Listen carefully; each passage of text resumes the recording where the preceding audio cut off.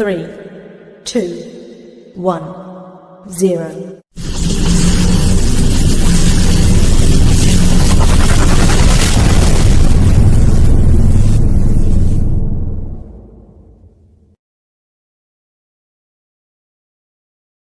తన వాక్కులు వినిపించడానికి దేవుడు నాకు ఇచ్చినటువంటి అవకాశాన్ని బట్టి ముందుగా మన తండ్రి అయిన దేవాతి దేవుణ్ణి ప్రభువైన యేసుక్రీస్తు వారి ద్వారా స్తుతిస్తూ కృతజ్ఞతాస్తుతులు తెలియజేసుకుంటున్నానండి.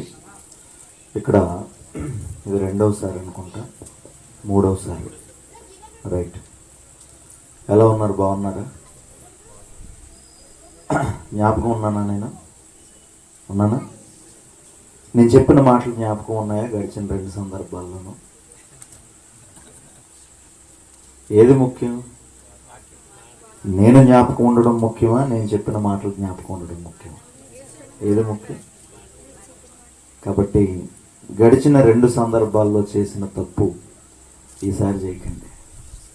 నన్ను మర్చిపోయిన ప్రమాదం లేదు, కానీ ఇంత ప్రయాసపడి కుటుంబం విత్తుతున్న దేవుని వాక్కులు మర్చిపోతే చాలా ప్రమాదం. అది నేను చెప్పే మాట కాదు, కానీ సాక్షాత్తు దేవుడే చెప్తున్నారు. మనం వినుమట్టుకు మాత్రమే ఉంటేనట మనల్ని మనమే మోసం చేసుకున్న వారము, యాకోబు గారు పత్రికలో చెప్తాడు. కాబట్టి అంతకన్నా దౌర్భాగ్యకరమైన పరిస్థితి మరొకటి ఉండదు. మనం ఒకరి చేతిలో మోసపోయాము అంటే దేవుడు జాలిపడతాడు. మనల్ని మనమే మోసం చేసుకున్నాము అని అంటే మనల్ని చూసి జాలిపడేవారు ఎవరు ఉండరు. కాబట్టి శ్రద్ధగా వినండి. ఇప్పటి వరకు సోదరిమణి ద్వారా కొన్ని అమూల్యమైన విషయాలు పుట్టుకను గురించి దేవుడు మనతో మాట్లాడించారు.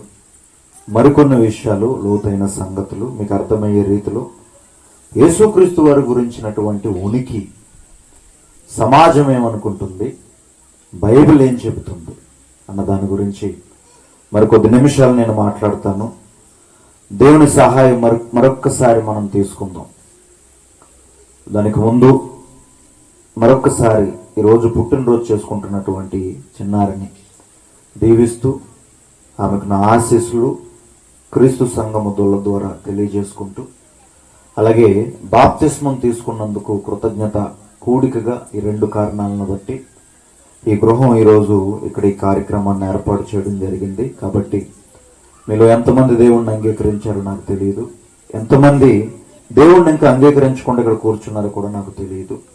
అంగీకరించిన మనకు, అంగీకరించినటువంటి వారికి కూడా దేవుడి రాత్రి మనతో మాట్లాడబోతున్నాడు అని నేను విశ్వసిస్తూ ఆయన సహాయాన్ని కోరుకుంటూ చిన్న ప్రార్థన చేసుకున్న వర్తమానంలోనికి వెళ్దాం. ప్రార్థన.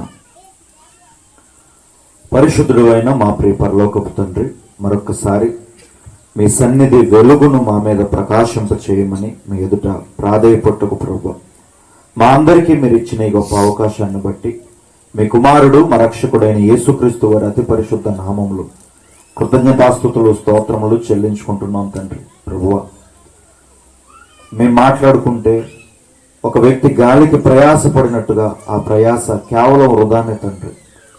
మాతో మీరుండండి ప్రభువా, మాతో మీరుండి మీరే మాట్లాడండి. మా హృదయాలను తెరవండి, గ్రహించగలిగే మనసును తండ్రి, వినగలిగే చెవులను మా అందరికీ కూడా మీరే ప్రసాదించండి ప్రభువా. మీరు మమ్మల్ని ఆకర్షించుకుంటేనే మేము మీ సన్నిధికి రాగలం తండ్రి. మీరు మమ్మల్ని విడిచిపెడితే నాయన మేము మీకు దూరం అయిపోతాం తండ్రి. కృపతో జ్ఞాపకం చేసుకోండి.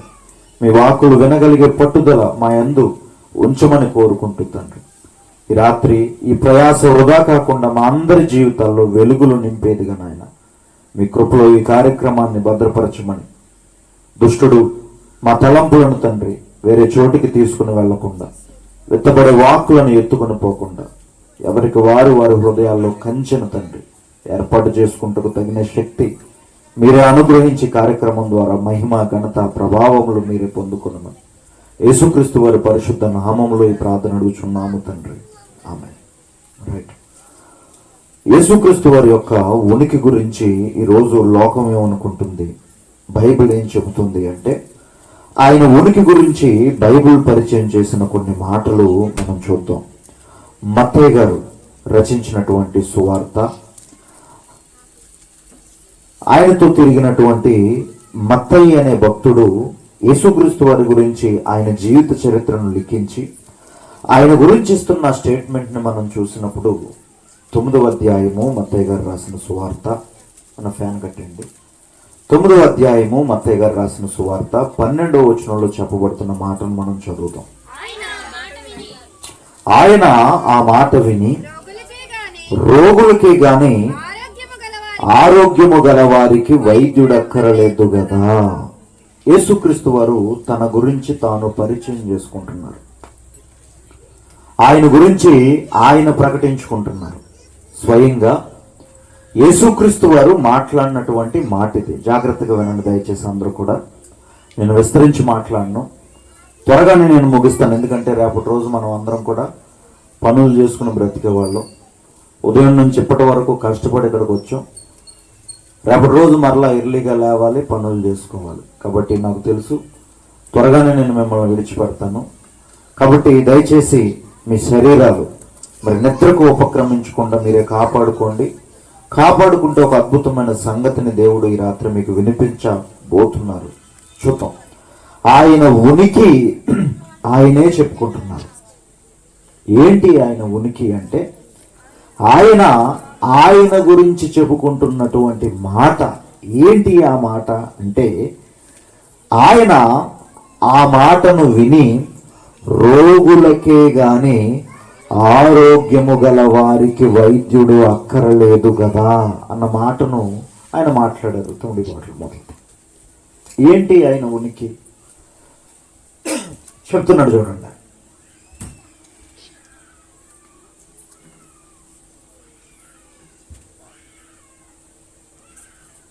ఏంటి ఆయన ఉనికి అంటే, యేసుక్రీస్తు వారట నేను ఒక వైద్యుడను అని చెప్పుకుంటున్నారు అక్కడ. ఆయన ఎవరైనా వైద్యుడు. వైద్యుడు అంటే మన తెలుగు పదమే. కానీ విచిత్రం ఏంటంటే వైద్యుడు అంటే మనకు అర్థం కాదు. ఏమనాలి? ఆయన్ని డాక్టర్ గారు అనాలి. నిజమండి. హాస్పిటల్ని ఏమంటాం తెలుగులో? అది ఇంగ్లీష్ పదం. అది వైద్యశాల. చూసారా?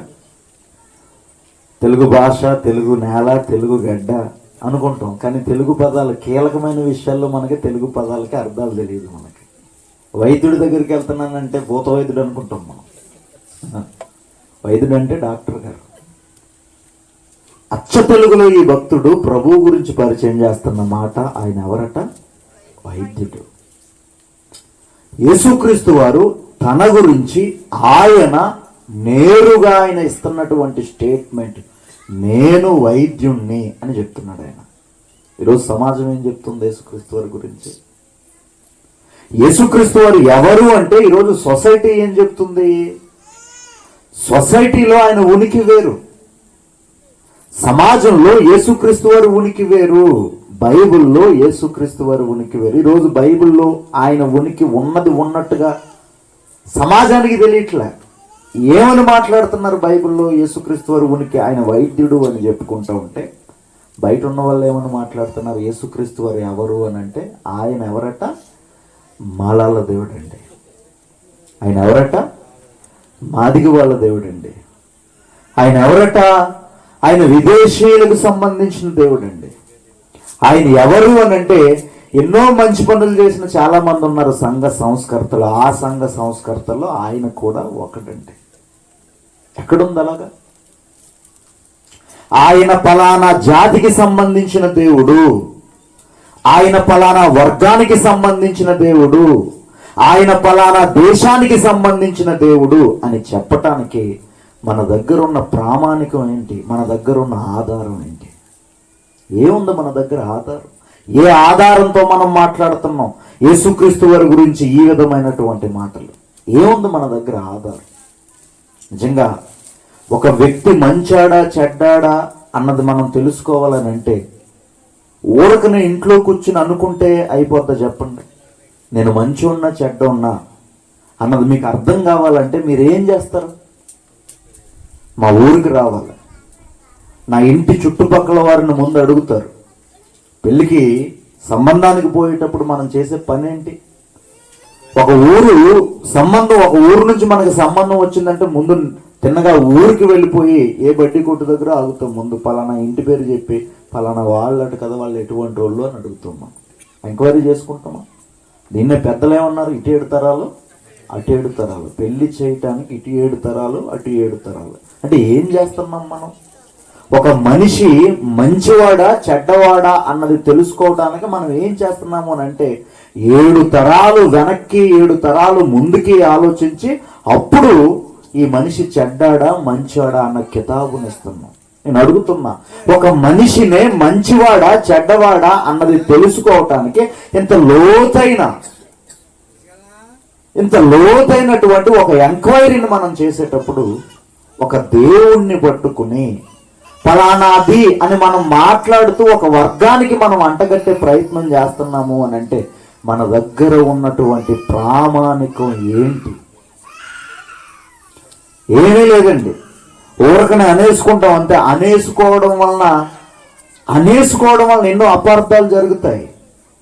నేను మంచోడినా చెడ్డోడినా మీరు అనుకుని మంచోడు కదా అని నమ్మారు అనుకోండి, ఏమైపోతారు? నన్ను నమ్మి ఒక 5 లక్షలు ఇచ్చారనుకోండి, నాకు నేను మంచోడిని కదా అని నమ్మేసి నేను ఎగ్గొట్టేస్తే ఏంటి మీ పరిస్థితి? నాకు ఒక డబ్బు ఇవ్వాలి అని అంటే నా గురించి మీకు ఇన్ఫర్మేషన్ కావాలి. వాడు ఇవ్వగలడా, వాడు ఇవ్వలేడా, వాడి ఇన్కమ్ సోర్స్ ఏంటి, వాడి వెనకాల భూమి ఉందా, వాడి వెనకాల వ్యాపారం ఉందా, వాడి వెనకాల ఉద్యోగం ఉందా, ఇన్ని తెలుసుకుంటే తప్ప ఒక రూపాయి డబ్బు ఇవ్వం కదా మనం. ఒక దేవుడి గురించి మనం ఒక ఆలోచన కలిగి ఉన్నాము అని అంటే మన దగ్గర ఏ విధమైన ప్రామాణికం ఉంది? ఏమీ లేదండి. ఎవడో పని పాట లేనటువంటి ఖాళీగా ఉన్న కొంతమంది పుట్టించినటువంటి కొన్ని పుకార్లు తీసుకొచ్చి వాళ్ళు అనుకున్న మాటలనే మనం అనుకుంటున్నాం. ఈరోజు నిజమైనటువంటి దేవుణ్ణి మనం ఎక్కడ పెట్టాము అని అంటే ఊరికి కడనే ఉండేటటువంటి పరిస్థితుల్లో ఆయన్ని పెట్టేశాం. అందుకే ఈ రాత్రి ఆయన ఉనికి ఏంటి బైబిల్లో మనం చూసినప్పుడు ఆయన గురించి ఆయన పరిచయం చేసుకుంటున్న మాట, నేను ఒక వైద్యుణ్ణి అని పరిచయం చేసుకుంటున్నాడు. ఏది మనం ప్రామాణికంగా తీసుకోవాలా? ఆయన గురించి ఆయన చెప్పిన దాన్ని మనం ప్రామాణికంగా తీసుకోవాలా? ఆయన గురించి ఎవరో తలక మాసినటువంటి వ్యక్తులు చెప్పిన దాన్ని ప్రామాణికంగా తీసుకోవాలా? దేన్ని మనం ప్రామాణికంగా తీసుకోవాలి? చెప్పండి, దేన్ని తీసుకోవాలి మనం ప్రామాణికంగా? ఆయన గురించి ఆయన ఇస్తున్నటువంటి స్టేట్మెంట్, తర్వాత ఆయన గురించి ఆయన చుట్టుపక్కల వారు ఇచ్చినటువంటి స్టేట్మెంట్, తర్వాత ఆయన గురించి ఆయన గ్రామం, ఆయన గురించి ఆయన శత్రువులు, ఆయన గురించి ఆయన స్నేహితులు, ఆయన గురించి ఆయనతో తిరిగిన వారు, ఇవన్నీ పరిగణలోకి తీసుకుని అప్పుడు మనం ఒక అంచనాకు రావాలి. మరి ఎవడు వీడు మనకు చెప్తున్నవాడు? యేసుక్రీస్తు వారు ఫలానాదండి అని. మీ దగ్గర ఉన్న ఆధారం ఏంటి? మీ దగ్గర ఉన్న ప్రామాణికం ఏంటి? అందుకే ప్రభువు గురించి ఒకవేళ ఎప్పటి వరకు ఇలాంటి తప్పుడు అభిప్రాయాలు మనం కలిగి ఉంటే, ఆధారం ఉంటే విశ్వసించండి దయచేసి ఆయన ఫలానాది అని. ఆధారం లేకపోతే అంచనాలు ఆలోచనలు పక్కన పెట్టి మనం వెళ్ళినప్పుడండి ఆయన తన గురించి తాను పరిచయం చేసుకుంటున్నాడు. నేను ఒక వైద్యుడును, ఆయన ఒక వైద్యుడిగా పరిచయం చేసుకుంటున్నాడు. ఇందుకే ఆయన ఒక వైద్యుడు అని అంటే దేనికి ఆయన వైద్యం చేయటానికి వచ్చాడు? వైద్యుడు అని అంటే ఆపోజిట్లో ఏముంటుంది? ఖచ్చితంగా రోగం ఉంటుంది, అంతే కదా. ఈరోజు మీరు చూడండి, మనం ఏదైనా ఒక తెగులుకు సంబంధించి డాక్టర్ గారి దగ్గరికి వెళ్ళాలి అని అంటే కొంతమంది స్పెషలిస్టులు ఉంటున్నారు. గుండెకు సంబంధించిన వారు కార్డియాలజిస్టులు అంటాం, రక్తానికి సంబంధించిన వారు, నరాలకు సంబంధించిన వారు, మూత్రపిండాలకు సంబంధించిన వారు, ఛాతీకి సంబంధించిన వారు, ఇలా రకరకాల సెక్షన్లు ఉన్నారు. అలాగే అన్నీ కలిపి చూసేవారు ఉన్నారు. మనకి ఏది సంబంధించింది? కళ్ళుకు సంబంధించిన వారు, పళ్ళకు సంబంధించిన వారు, ఇలా రకరకాల సెక్షన్లు చూస్తున్న వారు ఉన్నారు. మరి యేసుక్రీస్తు వారు తనని తాను వైద్యుడుగా ప్రకటించుకుంటున్నాడు అంటే ఆయన ఏ రోగాన్ని తీయటానికి భూమి మీదకి వచ్చాడు? ఏ రోగానికి ఆయన నేను వైద్యుడిని చెప్పుకున్నాడు? ఏ రోగం అది? అదే సెంటెన్స్ లో మాట్లాడుతున్నాడు. చూద్దాం, మత్తయి గారు రాసిన సువార్త 9వ అధ్యాయం అదే సెంటెన్స్ లో ఆయన మాట్లాడుతున్నాడు. 12వ వచనంలో మనం చదువుకున్నాం, 13వ వచనంలో చెప్తున్నాడు. చూడండి, అయితే నేను పాపులను పిలువవచ్చి తిని గాని నీతిమంతులను పిలువ రాలేదు. నేను ఎవరికి ట్రీట్మెంట్ చేయడానికి వచ్చాను ఒక వైద్యుడుగా అంటే పాపము చేసిన వారికి వైద్యాన్ని ఇవ్వడానికి వచ్చాను. ఒక డాక్టర్గా నేను ఈ భూమి మీదకి ఎందుకు వచ్చాను ఒక వైద్యునిగా అంటే, పాపము చేసిన వారికి వైద్యం చేయడానికి వచ్చాను. ఆరోగ్యవంతులకు నేను వైద్యం చేయడానికి రాలేదు. ఆరోగ్యవంతులు అని అంటే నీతిమంతులు. ఇప్పుడు ఆయన వైద్యుడు అని తనను తాను చెప్పుకున్నాడు. ఆయన ఏ రోగానికి వైద్యం చేస్తాడు అని అంటే, పాపము అనే రోగానికి వైద్యం చేస్తాను అని చెప్పుకున్నాడు. ఇప్పుడు మనం ఆలోచించాల్సింది ఏంటంటే, ఎక్కడుంటుంది పాపం? అంతే కదా. పాపం అనే ఈ రోగం ఏ అవయవానికి సంబంధించింది అది మనకు అర్థం కావాలి. అంతే కదా. ఇప్పుడు HIV ఉందండి, ఎయిడ్స్ ఉంది. ఎయిడ్స్ అనేది మన బాడీలో ఎందులో ఉంటుంది? ఆ HIV క్రిమి, ఆ virus, HIV virus, acquired immuno deficiency syndrome అంటారు ఎయిడ్స్ అంటే. ఆ వైరస్ లేకపోతే అది ఎందులో ఉంటుంది అంటే రక్తంలో ఉంటుంది. ఎయిడ్స్ వచ్చిన వారికి బాడీలో పాడైపోయేది ఏంటి అంటే ప్రధానంగా రక్తం పాడైపోతుంది. అందుకే వాళ్ళు ఏమైపోతారు, రక్తంలో ఆ పోరాడే తత్వం కోల్పోయినప్పుడు HIV వచ్చిన వాళ్ళు ఆటోమేటిక్గా రక్తం ఎప్పుడైతే పాడైపోయిందో క్రమేణా వ్యాధి నిరోధక శక్తిని కోల్పోతారు. జ్వరం రావడం, విరోచనాలు రావడం, వాంతులు అయిపోవడం. ఎప్పుడైతే వ్యాధి నిరోధక శక్తి లేదో వాళ్ళకి ఆటోమేటిక్గా ఏమైపోతారు, పోరాడే తత్వం కోల్పోయినప్పుడు ఈ దాడులన్నీ అతని మీద జరిగి ఏదో ఒక రోజు చచ్చిపోతాడు. ఇప్పుడు చూడండి, 24 గంటల నొప్పి అంటాం. 24 గంటల నొప్పి ఎక్కడ వస్తుంది? అది బాడీలో పేగుకు సంబంధించింది. పేగుకు సంబంధించింది 24 గంటల అపెండిక్స్ అంటాం. అలాగే కామర్లు ఎక్కడ వస్తాయి? అవి కూడా పేగుకు సంబంధించినవి. ఇలా ఒక్కొక్క తెగులు బాడీలో ఒక్కొక్క అవయవం మీద దాడి చేస్తూ ఉంటుంది.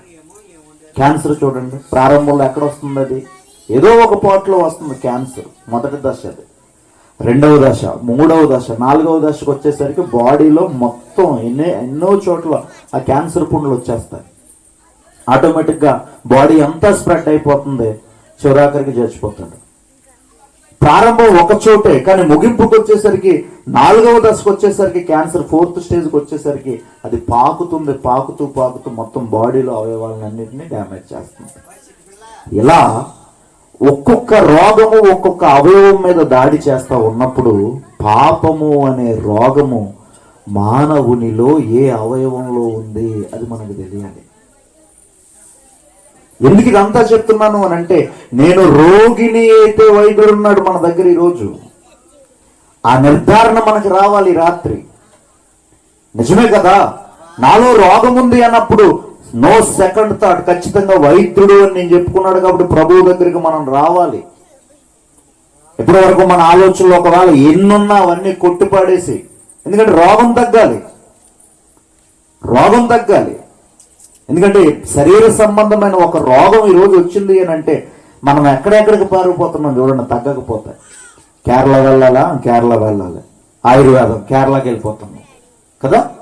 లేకపోతే ఆ బెంగళూరు వెళ్ళాలా, లేకపోతే చెన్నై వెళ్ళాలా, లేకపోతే కలకత్తా పోవాలా, లేకపోతే ముంబై పోవాలా. వీటన్నిటిని మించి డబ్బున్నోడైతే అమెరికా లాంటి దేశాలు కూడా వెళ్ళి రక్తాన్ని మార్చుకుని వచ్చిన వారి చరిత్రను మనం చూసాం.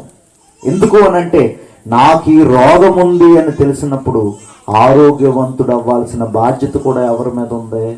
మన మీదే ఉంది. అందుకే వైద్యుడు సిద్ధంగా ఉన్నాడు. రోగం మనలో ఉందో లేదో డిక్లేర్ చేసుకున్నాం ఈ రాత్రి, జాగ్రత్తగా విందాం.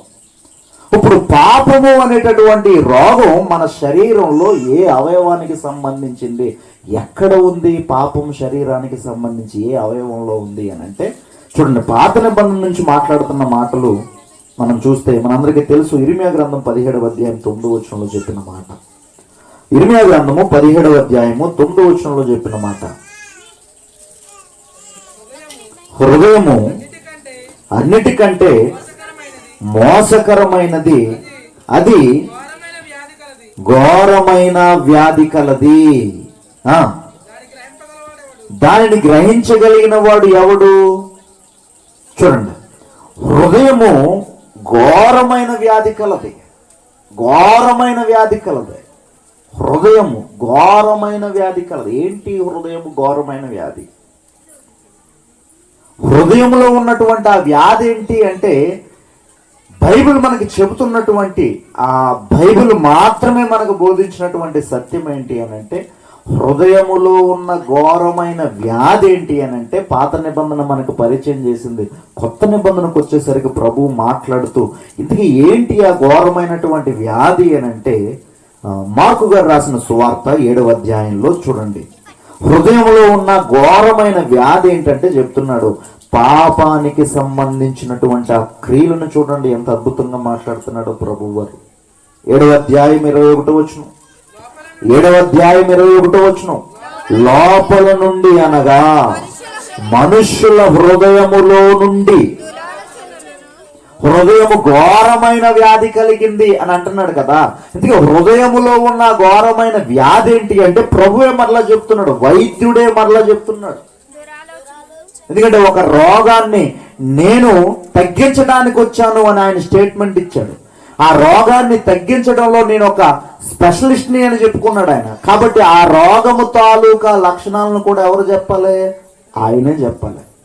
అందుకే ఆయన ఏమని మాట్లాడుతున్నాడు చూడండి 21వ వచనంలో, మనుష్యుల హృదయములో నుండి ఏముంటాయట? దురాలోచనలు. దురాలోచనలు.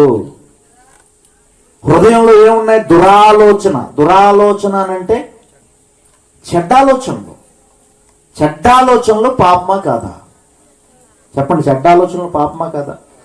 దురాలోచన అన్నది ఆలోచించేవాడికి మంచిది కాదు, ఎవరి మీదైతే దురాలోచన చేశాడో వాళ్ళకి మంచిది కాదు. దురాలోచన ఆలోచించిన వాడికి అది పాపమే, ఆ ఆలోచన ఎవరినైతే దెబ్బతీసిందో వారికి కూడా అది పాపమేనండి. దురాలోచన అంటే, దురాలోచన అన్నది ఎలా ఉంటుంది అని అంటే, కొంపల్ని నిలబెట్టేదిగా ఉండదు, కొంపల్ని కూల్చేదిగా ఉంటుంది దురాలోచన అంటే. ఇప్పుడు ఈ ఆలోచన అన్నది ఎక్కడి నుంచి వస్తుంది అని అంటే, హృదయములో నుండి వస్తుంది. హృదయము ఘోరమైన వ్యాధి కలది అంటే, హృదయములో ఉండేటటువంటి వ్యాధి ఏంటి అని అంటే పాపము. అంటే పాపము అన్నదాన్ని ఎక్కడ నివాసము ఏర్పాటు చేసుకుంది అంటే, మానవుని యొక్క హృదయంలో పాపం నివాసం ఏర్పాటు చేసుకుంది. ఇప్పుడు పాపం అనే ఈ తెగులు మానవుని అవయవాలలో ఏ అవయవములో ఉంది అంటే హృదయములో ఉంది. హృదయములో ఉంది. హెచ్ఐవి ఎక్కడుందంటే రక్తములో ఉంది. అలాగే ఒక అపెండిక్స్ ఎక్కడుంది అంటే పేగులో ఉంది. కిడ్నీలో స్టోన్స్ ఎక్కడున్నాయంటే కిడ్నీలో ఉన్నాయి. క్యాన్సర్ ఎక్కడుందంటే ఎముకలో ఉంది, కిడ్నీలో ఉంది, లివర్లో ఉంది అని మనం ఎలా చెప్పుకుంటున్నామో, పాపం ఎక్కడ ఉంది అని అంటే హృదయము అనే అవయవంలో ఉంది అని మాట్లాడుతున్నాడు. ఇంకా చూడండి, దాని లక్షణాలను చెబుతూ ఏమని చెప్తున్నాడు అని అంటే, జారత్వములు, దొంగతనములు, నరహత్యలు, వ్యభిచారములు, లోభములు, చెడుతనములు, కృత్రిమములు, కామ వికారము, మత్సరము, దేవదూషణ, అహంభవము, అవివేకము వచ్చును. ఈ చెడ్డవన్నీ లోపల నుండి బయలు వెళ్ళి మనుష్యుని అపవిత్రపరచునని ఆయన చెప్పెను. ఈ లక్షణాలన్నీ హృదయములో గనక పాపం ఉంటే చేసేటటువంటి కార్యాలు ఏంటి అంటే ఇవే. ఇప్పుడు ఒక మనిషి వ్యభిచారం చేస్తున్నాడు అనుకోండి, వీడికి ఏ తెగులు ఉందా?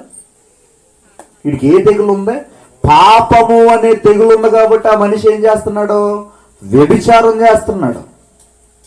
ఒక మనిషి మందు తాగడం మొదలు పెట్టాడు అనుకోండి, మద్యపానం చేస్తున్నాడు అనుకోండి, వీడికి ఏ తెగులు ఉంది?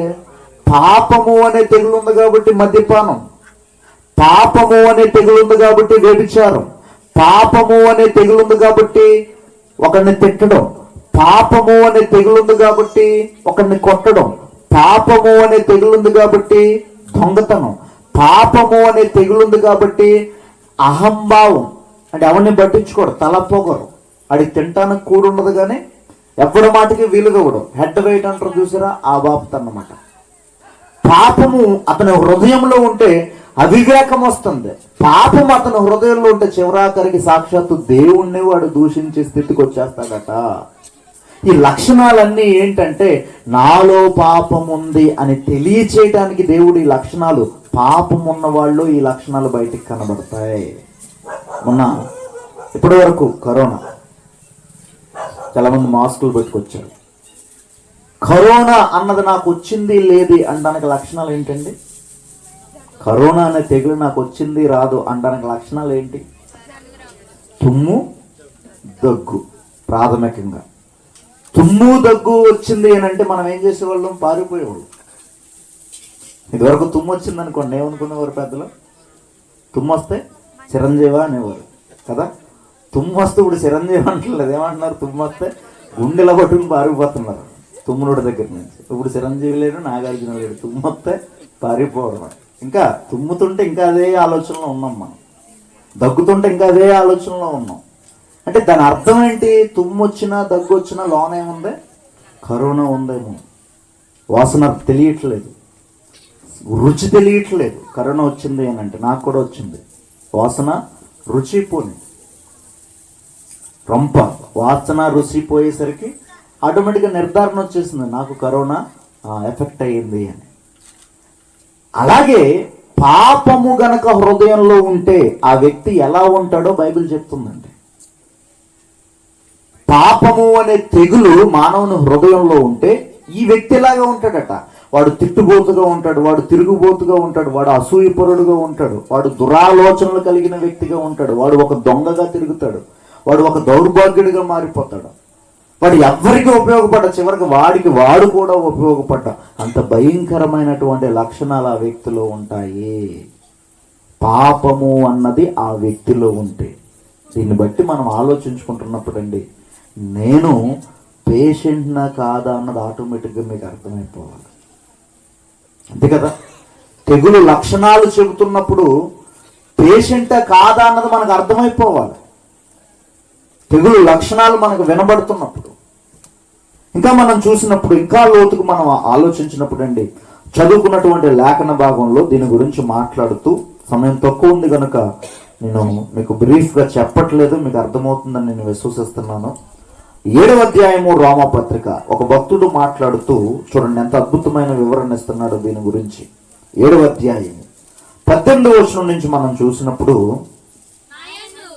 నాయందు అనగా ఒక్కరు చదవండి అమ్మా, అందరూ చూడండి. నాయందు అనగా నా శరీరమందు మంచిది ఏదియు నివసింపదగదని నేనెరుగుదును, మేలైనది చేయవలనన్న కోరిక నాకు కలుగుచున్నది గాని దానిని చేయుట నాకు కలుగుటలేదు. ఈ భక్తుడు చూడండి, అతని ఇంటెన్షన్ చెప్తున్నాడు. మంచి చెయ్యాలి అని అనుకుంటున్నాడట, మంచిని చేయలేకపోతున్నాడట. మేలైనది చెయ్యాలి అని అనుకుంటున్నట్ట, మేలైనది చేయలేకపోతున్నాడట. ఎందుకు అంటే 19వ వచనంలో నేను చేయగోరు మేలు చేయక చేయగోరని కీడునే చేయుచున్నాను. మంచి చేద్దాము అని అనుకుంటున్నాను, కానీ మంచి చేద్దాము అని అనుకునే లోపే అనుకున్న మంచి చేయలేకపోతున్నాను. చెయ్యకూడని దాన్ని నేను చేస్తున్నాను అని చెబుతూ, ఏంటి దానికి కారణం ఏంటి అంటే 20వ వచనంలో చెప్తున్నాడు, నేను చేయగోరని దానిని చేసిన ఎడల దానిని చేసినది నా యందు నివసించు పాపమే గాని ఇకను నేను కాదు. ఆయన ఇస్తున్న స్టేట్మెంట్ చూడండి. ఉదాహరణకి ఒక తాగుబోతు వ్యక్తిని మీరు తీసుకోండి. ఉదయం లేవగానే ఆ వ్యక్తితో మీరు మాట్లాడండి. ఒకవేళ మీకు పరిచయం ఉన్నటువంటి వ్యక్తులు ఎవరైనా ఉంటే ఉదయం లేవగానే ఆ వ్యక్తితో మీరు మాట్లాడండి. ఎందుకు తాగి నీ ఇంటిని నువ్వు గుల్ల చేసుకుంటున్నావు? ఆడపిల్లలు ఎదుగొస్తున్నారు కదా, మీ అబ్బాయి ఎదుగొస్తున్నాడు కదా, అతని భవిష్యత్తును నువ్వేం చేయాలనుకుంటున్నావు అని ఆ భార్య కానీ భార్య తరపు పెద్దలు కానీ వచ్చి మాట్లాడినప్పుడు అండి, ఆ బ్రదర్ ఏమంటాడో తెలుసా? ఖచ్చితంగా ఏమంటాడు, మీరు నాకు చెప్పేటట్టు పోండి అని అండండి. ఆ మాట ఎప్పుడు అంటాడో? కిక్కులో ఉన్నప్పుడు అంటాడు. పొండాతలకి కిక్ ఎక్కినప్పుడు అంటాడు. కిక్కు దిగినప్పుడు ఉదయం ఫ్రెష్గా ఉంటారు చూసారా, లోనకి వెళ్ళడానికి క్రితం అప్పుడు ఏమంటాడో తెలుసా? లేదు, నేను మానేస్తాను ఈసారి, ఖచ్చితంగా నేను మానేస్తాను, నా గురించి అందరూ తప్పుగా మాట్లాడుకున్నారు, ఈ రోజు నుంచి నేను మానేస్తాను, ఖచ్చితంగా నేను మానేస్తాను, లేకపోతే ఇదిగో ఈ నెల ఖచ్చితంగా నేను మానేస్తాను, నేను నెల తాగి. ఇలాంటి మాటలు మనకు వినబడతాయి. ఈ యొక్క తాగుబోతుడిని మీరు అడగండి, నేను మానేస్తాను అన్నది చెప్తాడు. ఎప్పుడు? తాగని క్రితం. తాగిన తర్వాత ఏం చెప్తాడు? ఎక్కువగా మాట్లాడితే వాయించేస్తాడు ఇంట్లో పెట్టి తాగిన తర్వాత. కానీ తాగని క్రితం అతని శరీరం, అతని మనసు అన్నీ అతని కంట్రోల్లో ఉంటాయి. ఏమని చెప్తాడనంటే, ఇక నేను చెడ్డ పని చెయ్యను. కానీ మరలా చేయడానికి వెళ్తున్నాడు అని అంటే, ఈ భక్తుడు మాట్లాడుతున్న సెంటెన్స్ చూడండి. మంచి చెయ్యాలని నేను అనుకుంటున్నా, కానీ మంచి చేయలేకపోతున్నా. నేను ఎందుకు మంచి చేయలేకపోతున్నాను అని అంటే, అనుకుని చేయలేకపోయి చెయ్యకూడని కార్యం చేయడానికి నేను వెళ్ళిపోతున్నాను అని అంటే, అలా చేసింది నేను కాదు, నాలో నివసించుచున్న పాపం. దాని లక్షణం చూడండి ఏమని చెప్తున్నాడు. మీరు చిన్న విషయం కానివ్వండి, పెద్ద విషయం కానివ్వండి, ఒక మనిషి ఇది తప్పు అని తెలిసిన తర్వాత దానికి మనస్ఫూర్తిగా వెళ్ళడండి. ఏదో ఒక రకంగా వెనక్కి లాగుతుంది ఆ వ్యక్తిని కూడా. హత్య చేయడానికి వెళ్ళినోడిని కూడా మనస్సాక్షి ఏం చేస్తుందో తెలుసండి? వెనక్కి లాగుద్ది. హత్య చేయడానికి వెళ్ళినోడిని కూడా మనస్సాక్షి వెనక్కి లాగుద్ది. కానీ ఆ మనస్సాక్షిని చంపుకునేవాడు ముందుకు వెళ్ళిపోతాడు. దేవుడు మనిషికి పెట్టినటువంటి గొప్ప ప్రత్యర్థి ఎవరు అని అంటే, ప్రతి మనిషి తనలో ఉన్నటువంటి మనస్సాక్షిని ఒక ప్రత్యర్థిగా పెట్టాడు. తప్పు ఒప్పులను వెంచేటటువంటి ఒక జడ్జిమెంట్ మనిషి హృదయంలో దేవుడు పెట్టేశాడండి. మనస్సాక్షి అన్నది కూడా హృదయంలోనే ఉంటుంది. ఆ మనస్సాక్షి ఏం చెప్పుద్దంటే, ఒక మనిషి మనకి చెప్పడానికి ముందుగానే మనస్సాక్షి ఏం చెప్పుద్దంటే, ఇది తప్పు ఇది ఒప్పు అని మనకి చెప్పేస్తుందండి మనస్సాక్షి. కానీ దాన్ని చంపుకుని మనిషి ఏం చేస్తున్నాడు? ఈరోజు తప్పు చేయడానికి వెళ్ళిపోతున్నాడు. మీరు చిన్న విషయాన్ని తీసుకోండి, పెద్ద విషయాన్ని తీసుకోండి, మనము చెయ్యకూడదు అనుకుంటున్న ఎన్నో కార్యాలను ఈరోజు చేసేస్తున్నాము అని అంటే, అది మనము కాదట, మనలో నివసించిన పాపానికి ఏముందంటే ఆ గుణం ఉంది. ఆ తెగులకి ఏముందంటే ఆ రోగానికి ఉన్న లక్షణం ఏంటంటే, ఆ రోగానికి ఉన్న భయంకరమైన లక్షణం ఏంటంటే, విచిత్రమైన లక్షణం ఏంటంటే ఇదేనండి. మనం వద్దు అనుకుంటాం కానీ చేసేస్తాం. ఇక చేయకూడదు అనుకుంటాం, చేస్తానే ఉంటాం. ఇలాంటివి ఎన్నో మన జీవితాల్లో ఉన్నాయి. అబద్ధం ఆడకూడదు అనుకుంటామండి, చాలా తేలిగ్గా అబద్ధాలు చెప్పేస్తుంటాం. అబ్బాయి లేదు అబద్ధం ఆడకూడదు, చాలా తేలిగ్గా అబద్ధం చెప్తుంటాం. ఇక ఏ అమ్మాయిని చూడకూడదు, ఆటోమేటిక్గా సెల్ ఫోన్ తీసేసరికి ఇంక అన్ని పూర్ణ మూవీసే. వాడు బ్రతుకంతా పూర్ణ మూవీసే.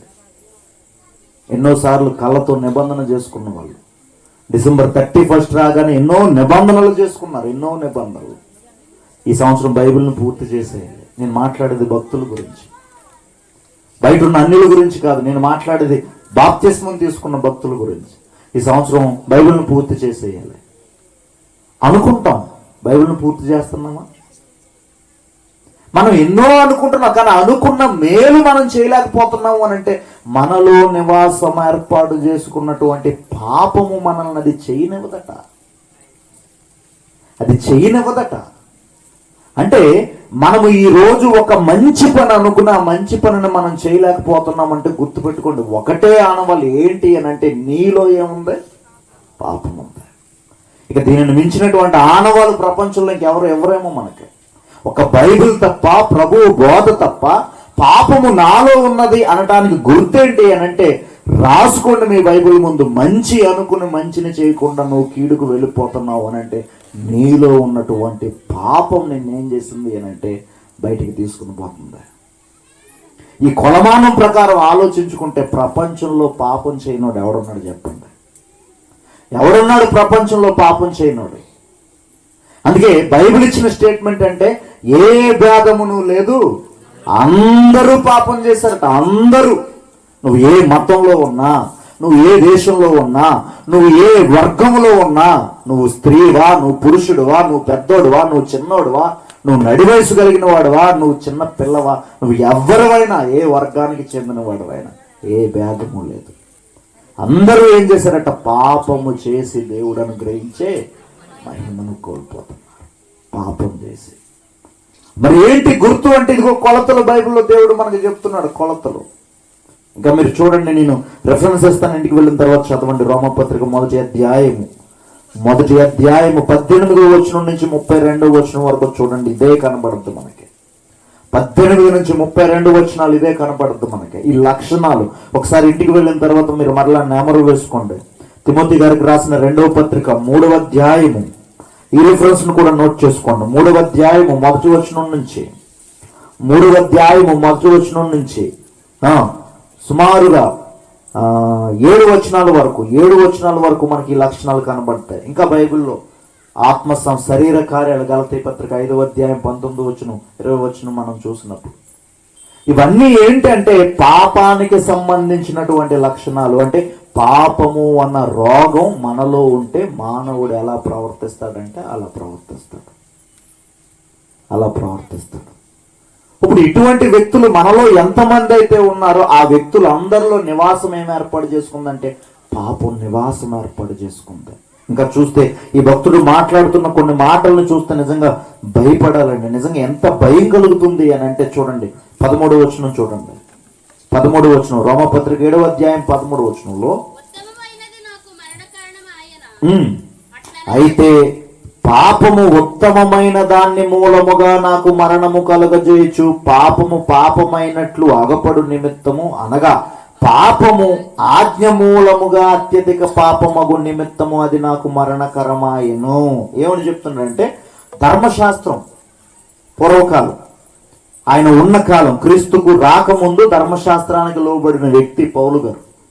ధర్మశాస్త్రంలో ఒక ఆజ్ఞ పౌలు గారిని ఏం చెప్తుంది అని అంటే నువ్వు పాపివి అని తీర్పు చూపిస్తుంది. అంటే ఒక మనిషికి ఇది మంచి ఇది చెడు ఎప్పుడు తెలుస్తుంది? అది చెప్పినప్పుడే ఆ మనిషికి మంచి చెడు అన్నది తెలియజేస్తుంది. ధర్మశాస్త్రం ఏం చెప్పింది అని అంటే ఆ కాలంలో ఉన్నటువంటి భక్తులకి ఆజ్ఞల ద్వారా ధర్మశాస్త్రం ఇది మంచి ఇది చెడు అని చెప్పింది. ఇప్పుడు ధర్మశాస్త్రంలో ఉన్న ఆజ్ఞలను బట్టి పాపం ఏం చేస్తుంది అని అంటే 8వ వచనంలో అయితే పాపము ఆజ్ఞను కారణంగా చేసుకుని సకల విధములైన దురాశలను నా యందు పుట్టించెను. చూడండి, సకల విధములైనటువంటి దురాశలను నా యందు పుట్టించెను. మనలో పాపం ఏం చేస్తుంది అని అంటే ఒక్కసారి ఎంటర్ అయిన తర్వాత అది విస్తరిస్తుందట లోన. అది విస్తరించి కోరికలను పుట్టిస్తుంది. ఆజ్ఞకు వ్యతిరేకంగా మనల్ని నడిచేలా ప్రేరేపిస్తుంది. ఆజ్ఞకు వ్యతిరేకంగా అంటే మంచి అన్నదానికి వ్యతిరేకంగా మనల్ని నడిపిస్తుంది పాపం. మీరు మొదటి దంపతుల దగ్గరికి వెళ్ళిపోండి, ఆదిమ దంపతులు ఆదాము అవ్వల దగ్గరికి మీరు వెళ్ళిపోతే అక్కడ ఏం చేసిందో చూడండి. సేమ్ ఇదే ఆజ్ఞను హేతువు చేసుకుని ఏం చేసింది పాపం? సకల విధములైన దురాశలను పుట్టించింది. ఒక ఆజ్ఞ ఉంది అప్పటికి. ఏమిటి ఆజ్ఞ అంటే పండు తినొద్దు ఆజ్ఞ. ఇప్పుడు ఆమెలో ఎలాంటి దురాశను పుట్టించింది? ఆ పండు చాలా రుచిగా ఉంటుంది, ఆ పండు చూడటానికి చాలా రమ్యంగా ఉంటుంది, ఆ పండు తింటే దేవతల వలె మారిపోతాం. చూసారా ఎన్ని దురాశలు వచ్చాయి అంటే అప్పటికే అవ్వమ్మ గారిలో దుష్టుడు ఏం చేశాడు? ఆ విత్తనాన్ని వేసేసాడు. పాపము అన్న దాన్ని ఎలా వాడికి తెలుసు. ఎందుకంటే పాపము వలన ఏం జరుగుతుందో వాడికి తెలుసు. ఎవరికే? సాతానుకు తెలుసు.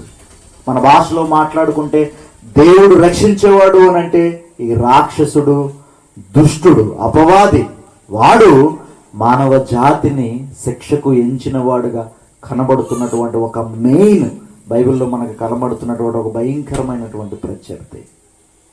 వాడికి తెలుసు పాపం వలన ఏం జరుగుతుందో వాడికి తెలుసు. ఎందుకంటే ఆల్రెడీ వాడిలో పాపం ఉండే వాడు ఏం చేయబడ్డాడు? ఇక్కడికి వచ్చేసాడు.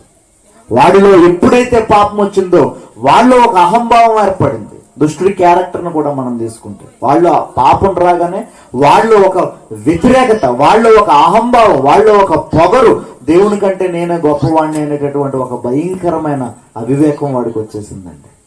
ఇవి లక్షణాలన్నీ వాడికి తెలుసు కనుక ఆ పాపాన్ని అవ్వమ్మలో ఎలా ఇంజెక్ట్ చేస్తున్నాడో ఆజ్ఞను కారణంగా చేసుకుని ఆ అవ్వమ్మ గారికే కాదట నేడున్న ప్రతి మనిషికి అదే జరుగుతుంది. ఆజ్ఞను కారణాలుగా చేసుకుని మనలో దురాశలను పుట్టిస్తుంది. నువ్వు ఇది చేయకూడదు అని అంటే ఎందుకు చేయకూడదు? ఉదాహరణకి సినిమా చూడకూడదు అని ఉంది. బైబిల్ చాలా స్పష్టంగా చెప్పింది. ఎక్కడుందండి ఆ పదము అని అంటే అయిపోయిన తర్వాత రండి నేను చూపిస్తాను. గంట మాట్లాడాలి మళ్ళా.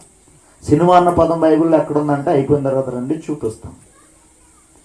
సినిమా చూడకూడదు అని బైబిల్లో ఉంది. మనకేం చూపిస్తుంది అంటే కొన్ని ఆశలు పుట్టిస్తుంది. అందులో మంచిని తీసుకో, అందులో చెడును వదిలే అంటుందా? అందులో మంచి తీసుకో, అందులో చెడు వదిలే. మద్యపానానికి దూరంగా ఉండండి అంటే మనలో కొన్ని ఆశలు పుట్టిస్తుంది. ఏంటి అని అంటే నోవాహు గారు తాగలేదా, ఇంకా రాజులు తాగలేదా, ఇంకా ఏం చెప్తుంది, తిమోతి గారి కడుపు నొప్పి వచ్చినప్పుడు కడుపు జబ్బు తగ్గడానికి కొంచెం ద్రాక్షరసం తీసుకోమని చెప్పాడు కదా. ఉన్నాయా లేదా? ఈరోజు చేస్తున్నారా లేదా? పాస్టర్లే బోధించి మరీ చేస్తున్నారు, విశ్వాసులు కాదు, పాస్టర్లే. నేను అదే చెప్తున్నా, పాపము దాని విచిత్రమైన స్వభావం, పాపము దాని భయంకరమైన లక్షణాలు ఎలా ఉంటాయి అని అంటే ఆజ్ఞను హేతుకు చేసుకుని దురాశలను పుట్టిస్తాదే. ఇది తప్పు అని చెప్తే దానికి ఆల్టర్నేట్ మార్గం ఒకటి పుట్టిస్తుంది. చివరాఖరికి ఇన్ని విన్న తర్వాత నువ్వు నరకానికి వెళ్ళిపోతావు అన్న ప్రసంగం విన్న తర్వాత మనకి ఏమనిపిస్తుందో తెలుసా? దేవుడు కరుణామయుడు కదండి, ఎవరిని నరకంలో పడేసుకుంటాడు? పుట్టిస్తుందా, పుట్టించదా? దేవుడు కరుణామయుడు కదండి, నరకంలో ఎందుకు పడేస్తాడండి? ఆయన ఇలాంటి చిన్న చిన్న శిక్షలకే నిత్యము ఆత్మ కాలుతుంది ఏంటండి? అవన్నీ ఉట్టి మాటలండి. పరలోకం నరకం ఎవడు చూడొచ్చాడండి? మనోళ్ళే, బైబిల్ కలిగినటువంటి క్రైస్తవులు ఈరోజు బోధిస్తున్నటువంటి బోధలు. అంటే వీళ్ళందరినీ పరిపాలించేది ఏంటి అని అంటే పాపం పరిపాలిస్తుంది. ఆజ్ఞను హేతువు చేసుకునే పాపం ఏం చేస్తుందో తెలుసా? దురాశలను పుట్టిస్తుందట. అందుకే ఈ భక్తుడు ఏమిచ్చాడంటే, స్టేట్మెంట్ ఏమిచ్చాడు అని అంటే 14 చదువుకోను. ధర్మశాస్త్రము ఆత్మ సంబంధమైనదని ఎరుగుదును, అయితే నేను పాపానికి అమ్మబడి శరీర సంబంధినై ఉన్నాను. ఎలా అనగా నేను చేయనది నేనెరుగను, నేను చేయ నిశ్చయించున్నది చేయకే ద్వేషించున్నది చేయుచున్నాను. చివరాఖరికి ఆయన ఇస్తున్న స్టేట్మెంట్ ఏంటో తెలుసండి? పాపానికి నేనేం చేయబడ్డాను అంటే అమ్మబడిపోయాను అంటున్నాడు. దానికి నేను లోబడిపోయాను అని అంటున్నాడు. అంటే ఈ లక్షణాలు చెప్తున్నాడు.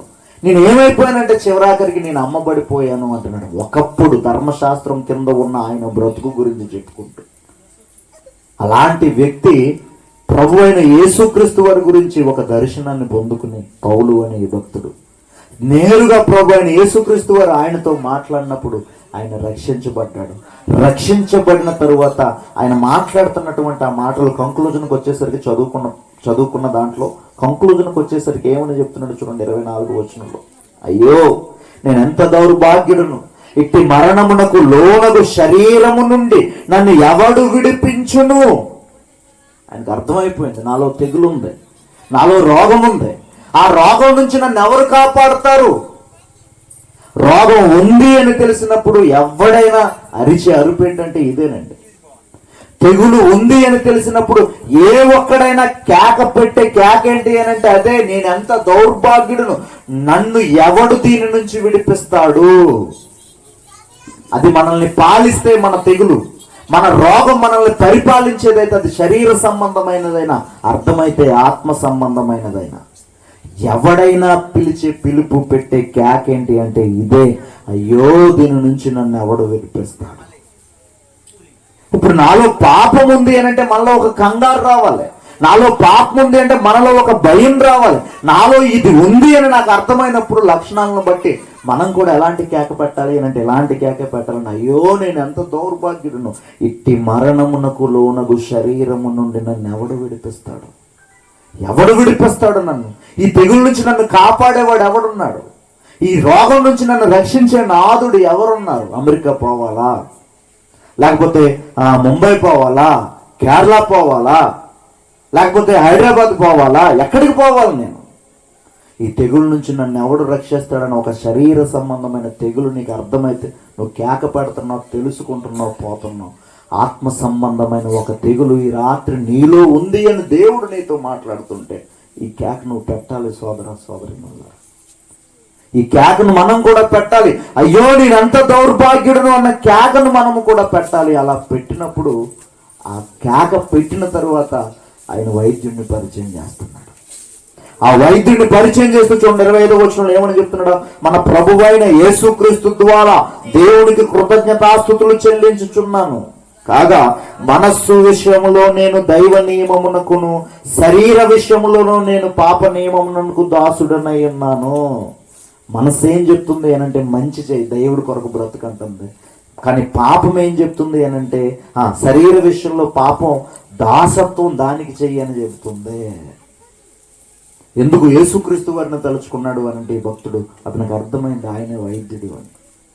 మరి ఎలా ప్రభువు ఈ పాపము అనే రోగానికి వైద్యం చేశాడు?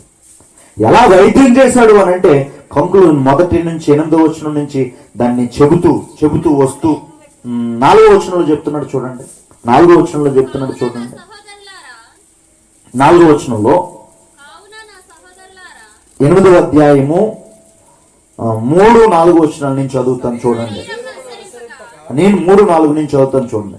శరీరమును అనుసరించక ఆత్మను అనుసరించి నడుచుకును మన యందు ధర్మశాస్త్ర సంబంధమైన నీతి విధి నెరవేర్చబడవలనని పాప పరిహారము నిమిత్తము దేవుడు తన సొంత కుమారుణ్ణి పాప శరీర ఆకారంతో పంపి ఆయన శరీరమందు పాపమునకు శిక్ష విధించెను.